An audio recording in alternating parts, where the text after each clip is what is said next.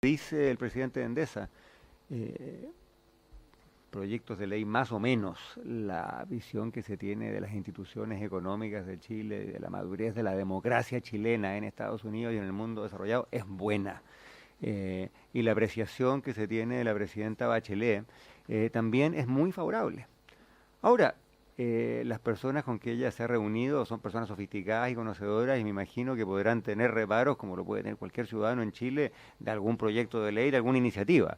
Pero creo que nadie duda y a nadie se le pasa por la mente dudar del hecho de que Chile tiene las cuentas fiscales en orden, tiene una regla fiscal que es admirada y imitada en muchos países del mundo, tiene baja inflación, tiene un banco central creíble, tiene un sistema financiero que vino a la crisis internacional del 2009 y la verdad que cayeron bancos en todo el mundo, en Chile el sistema financiero se mantuvo bastante firme. Esos son logros que se vienen construyendo hace décadas, son instituciones que se han venido construyendo hace mucho tiempo y eso el mundo internacional y la comunidad financiera internacional no solamente lo entiende, lo aprecia y mucho. Y usted que tiene las dos miradas, ¿cree que a veces exageramos nuestras aprensiones aquí al interior? ¿Cree que a veces el debate Mira, político se tensa mira, innecesariamente? a ver, son dos cosas distintas. Yo creo que claramente nuestro debate político se tensa innecesariamente y predomina muchas veces la voluntad de sacar ventajas políticas chicas. Cuando llegó Sebastián Piñera colgándose de un número del INASEC para montar un ataque frontal contra el gobierno, cuesta no entender eso en una clave que no sea exclusivamente política. Oiga, aquí si la cifra es mala se la atribuyo a mi contrincante, si la cifra es buena me la llevo para la casa. Ahora, la otra cosa sí que creo que hay que cuidar es, mira, cuando hay un problema en Chile, cuando hay preocupación o por la economía, o por el crecimiento, o por este tremendo acto terrorista, doloroso y cobarde que ocurrió en Santiago la semana pasada, la primera pregunta, y la segunda y la tercera tiene que ser, bueno, ¿cómo lo vemos los chilenos? A mí a veces me parece un poquito grotesco que la primera preocupación o la preocupación que surge al día siguiente es, bueno, ¿qué impacto va a tener esto en la percepción extranjera? Bueno, primero preocupémonos de cómo lo vemos en Chile. La preocupación tiene que ser que, bueno, que en materia de empleo la gente no tenga que perder el trabajo y que en materia de seguridad la gente pueda sentirse segura para salir de su casa, subirse al metro y llegar a su lugar de trabajo sin temor. Eso es lo principal, lo que pueda o no pensar un inversionista internacional es importante, pero no es lo medular. No, las certezas tienen que estar aquí en el país. Antes, Velasco, sobre ese tema y sobre reformas también. Estábamos escuchando recién en las frases del día al presidente de la SOFOFA, Germán von Willenbrock, que dijo que hay que tener cuidado con que desafine la guitarra en relación a la situación que está experimentando Chile, las cifras económicas que hablan de cierta desaceleración y la oportunidad de discutir una reforma laboral, que es un tema al cual usted también se ha referido.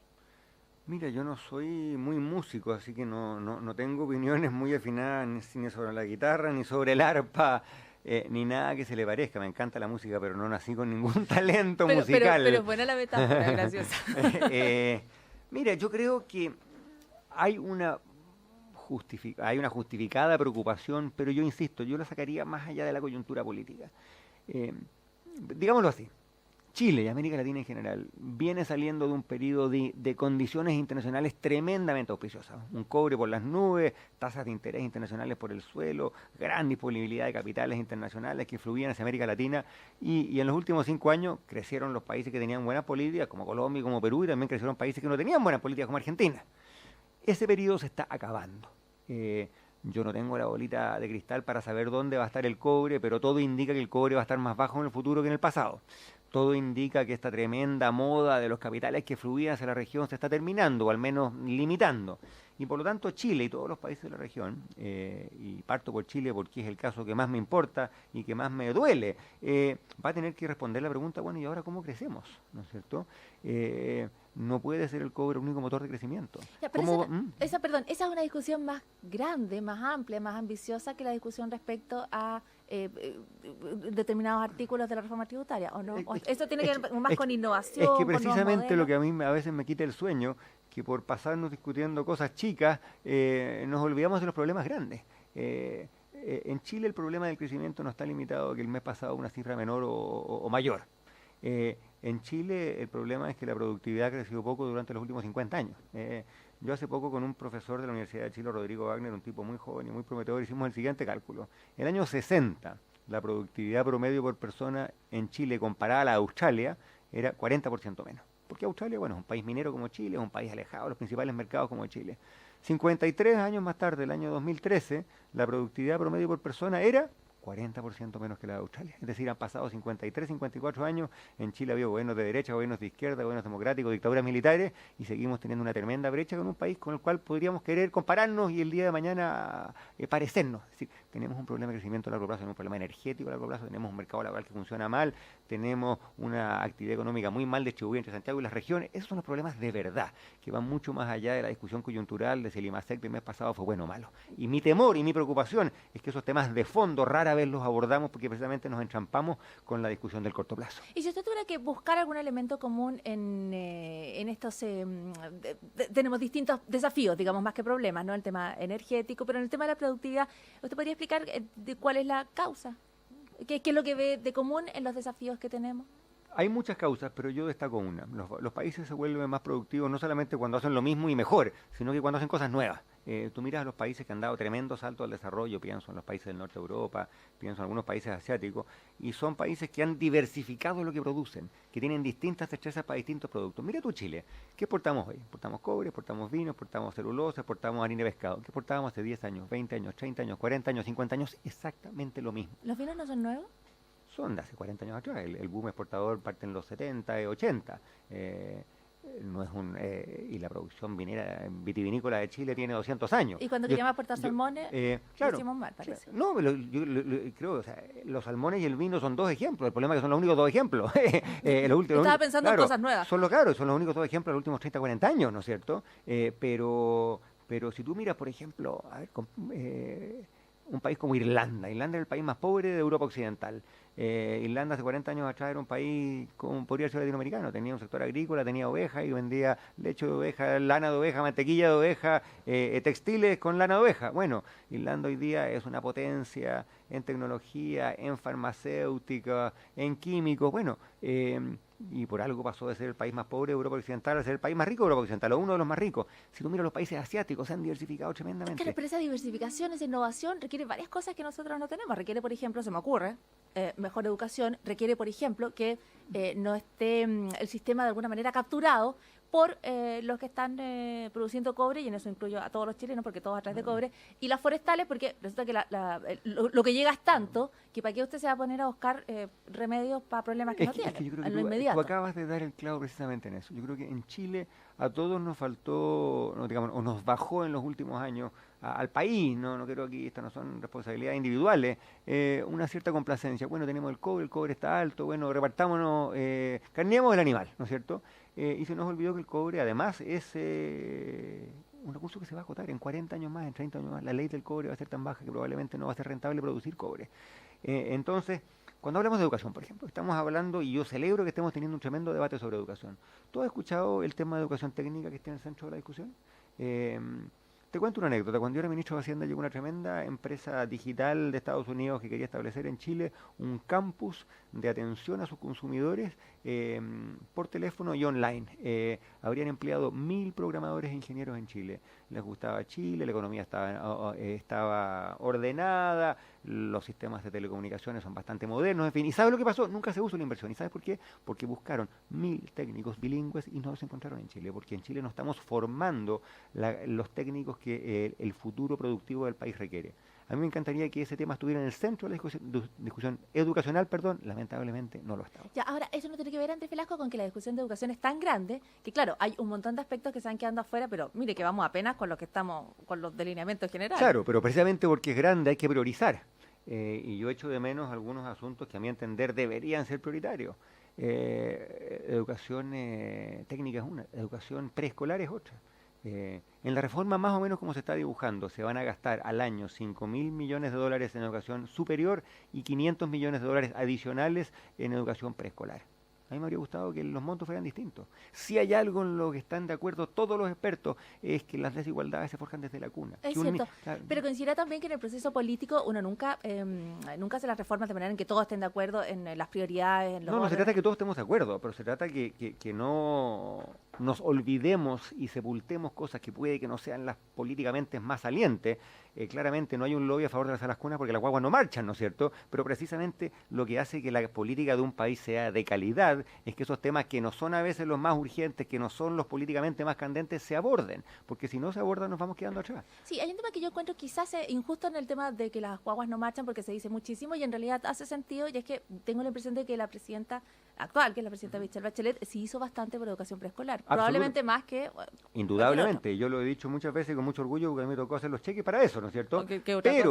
Pero pongamos eso en dimensión. Yo creo que hubo un tremendo logro en el gobierno anterior de Michelle Bachelet, pero a pesar de todos esos tremendos logros, apenas un niño de cada 3 en Chile tiene acceso a una sala cuna. 1 de cada 3. Y si tú miras en los sectores populares, ¿cuáles son las familias más pobres de Chile? Precisamente las familias en que una mujer es jefa de hogar y no puede salir a trabajar porque no tiene con quién dejar los niños. Entonces, si estamos hablando, qué bueno que estemos hablando de derrotar la desigualdad, te quiero decir que no vamos a derrotar la desigualdad mientras haya cientos de miles de hogares en que una mujer es jefa de hogar y no puede salir al mundo del trabajo. La educación preescolar es buena para el niño, es buena para esa madre, es buena para el futuro laboral de esa familia, es buena para la sociedad, ayuda a combatir los problemas de delincuencia, los problemas de droga, los problemas de alcoholismo, y sin embargo en Chile seguimos teniendo la realidad de que 2 de cada 3 niños no tienen la posibilidad de ir a una sala cuna, que muchos niños no tienen acceso a un jardín infantil, y sin ese estímulo temprano, ese niño o niña va a cargar con una mochila de por vida. O sea, entonces en relación a las reformas, usted tiene algunas diferencias respecto a las prioridades, pero hay muchas personas que hoy están planteando distintos énfasis hacia la reforma, hacia las distintas reformas, y usted tiene diferencias entre esas reformas, y como una de las personas que está pensando en el futuro, porque usted ha sido candidato presidencial y quiere ser candidato presidencial, usted piensa en que tenemos que hacer una conversación que sea más alta, de más vuelo, que respecto a las cuestiones... Yo no pretendo tener la verdad ni la altura absoluta respecto de nada, pero ojalá que tratemos estos temas porque muchas veces, como es el viejo adagio, que lo urgente reemplaza lo importante, ¿no es lo que pasa siempre. Pero le gustaría que Chile fuera más productivo y que buscáramos qué hacer. No solamente me gustaría, creo que es indispensable si estamos hablando, si vamos a ser país desarrollado, si estamos hablando, si vamos a derrotar la desigualdad, estamos hablando, y qué bueno que estemos hablando de dar trabajos de calidad y estable precisamente a esas mujeres jefas de hogar. Nada de eso se va a conseguir si no le ponemos ojo a estos temas que no son los más importantes en la coyuntura política, pero que sí son los más importantes para el país: el mercado del trabajo, la energía, la educación preescolar, la diversificación productiva. Y yo echo de menos un énfasis en esos temas en nuestra agenda política. No me quiero ir a lo urgente, pero sí, en una materia que parece urgente, está subiendo el precio del dólar, y hoy salió de todas maneras el ministro Arenas a decir que la inflación está anclada, que no van a subir los precios, porque independiente del efecto macro del alza del dólar, lo que a la gente más le preocupa es si le van a subir algunos de sus productos de consumo habitual, los que están en la canasta. Yo creo que el ministro Arenas tiene razón. Chile es un país con un banco central muy serio que toma las medidas necesarias para que la inflación no se desboque, y Chile ya tiene 25 años con una inflación bastante controlada. Ahora, eso no quiere decir, y aquí comparto la preocupación de alguna gente, que algunos productos en especial, en particular, no la canasta total, pueda subir de precio. Es bien sabido por mis colegas que los bienes que se importan, ¿no es cierto?, son bien sensibles al tipo de cambio. Mira, como todas las cosas en la vida, cuando cambia algo en la economía hay ganadores y perdedores, ¿no es cierto? Cuando el dólar está en 400, hay gente muy molesta, los exportadores están muy molestos, la gente del agro está muy molesta, los trabajadores agrícolas están preocupados. Cuando el dólar está en 600, el trabajador agrícola está más contento, el exportador de manufacturas está más contento, el trabajador del sector exportador está más tranquilo, pero hay un costo. ¿Por qué? Porque las importaciones se vuelven más caras y la persona que el próximo año quiera cambiar su auto, por ejemplo, o la persona que vaya al mall y quiera comprar una prenda de ropa hecha en China, probablemente se van a encontrar que son más caros, efectivamente. Eso va a pasar. Finalmente, y para volver al tema que hablábamos, ¿cree entonces que la economía chilena, que la guitarra se puede desafinar, como dicen en la SOFOFA, o cree que tenemos una conducción fuerte, como dice Rosa? Mira, yo creo que tenemos una buena guitarra, pero algo que saben muy bien los músicos y saben también los concertistas de guitarra o de piano, es que para que la guitarra se toque bien hay que practicar mucho y hay que hacerlo con mucha seriedad y con mucha dedicación. Yo creo que el riesgo es que precisamente por afanes políticos de corto plazo descuidamos estos temas que son bien centrales. Descuidemos los temas de educación de técnica preescolar, descuidemos los temas de productividad, diversificación, nos quedemos metidos en la pelea política en que cada uno saca el calculador y saca el cálculo acerca de qué me conviene decir para estar mañana en los titulares, y de a poco, ojalá que no ocurra, se vayan debilitando estas fortalezas de la economía chilena. ¿Y quiénes son esos? ¿Quiénes son esos los que se pueden quedar en esas discusiones? Bueno, te doy un ejemplo. Yo creo, por ejemplo, que cuando el presidente Piñera hace lo que los presidentes en Chile históricamente no han hecho, que es echar en la coyuntura, y además lo hace colgado de una cifra, y él sabe mejor que nadie, porque es doctor en economía, que la cifra de un mes no significa mucho, creo que no contribuye a la calidad del debate. Cuando algunos amenazan en sacar la maquinaria pesada y pasarle por encima a todo quien no está de acuerdo con ello, tampoco contribuyen a la calidad del debate. Cuando en educación se centra exclusivamente el foco en el tema del lucro, en desmedro de otros temas, creo que tampoco se contribuye a la calidad del debate. Yo estoy a favor, por ejemplo, de que los colegios particulares subvencionados, que son hoy día sociedades comerciales, transiten gradualmente a ser fundaciones sin fines de lucro, me parece bien. Pero no pongamos el riesgo de la educación de algunos niños exigiendo que además sean dueños del inmueble, que no puedan arrendar. Creo que ese es el Pero tipo de eso está restricción. zanjado, ¿no? Eso tenemos Ojalá zanjado. que esté zanjado. Lo que está hoy es si se consideran penas de cárcel No, derechamente. pero el tema del arriendo no está plenamente zanjado, porque lo que realmente se zanjó es el tema del comodato, que es lo que les acomoda, valga la redundancia, a los colegios de iglesia. Los colegios particulares subvencionados que no son de iglesia y que no tienen el privilegio de un comodato, sino que tienen que arrendar, siguen considerando que la norma como está no está bien. Sí, yo creo que me refería a que es una discusión que ya se abrió, digamos. Se abrió pero no se ha cerrado. Y yo sospecho que se va a seguir dando en el Senado, porque, de nuevo, pedirle a alguien, como está la norma, que haya un contrato a 20 años y que si tú quieres suspender el contrato lo hagas con 10 años de anticipación. ¿Tú conoces a alguien que pueda decir, miren, 10 años más yo no voy a querer arrendarle su colegio? Yo entiendo, son las preocupaciones de los dos. ¿Y sobre las penas de cárcel para los que lucran en educación? Mira, yo antes de ponerle penas de cárcel a eso le pondría penas de cárcel a muchas otras cosas. Yo vengo bregando hace muchos años, por ejemplo, porque haya penas de cárcel para quienes se coluden y a subir los precios, que es un mercado, o sea, que es un comportamiento totalmente nocivo con los consumidores y anticompetitivo. De nuevo, creo que se le ha puesto mucho énfasis a un tema que es importante, pero más bien secundario. Claro, cuando tú propones penas de cárcel, de nuevo, claro, agarras titulares y sales en la prensa, ¿no es cierto? Pero si tuviéramos que hacer una lista de los 50 asuntos más relevantes para la calidad del aprendizaje que los niños experimentan en la sala de clases, no creo que eso sea uno de los temas más importantes. Ahí está, la voz de Andrés Velázquez, el fundador de Fuerza Pública, ex ministro de Hacienda y ex candidato presidencial. Muchísimas gracias. Muchísimas gracias a ti y un saludo grande a quienes nos escuchan. Buenas tardes. Nos vamos a la pausa y volvemos.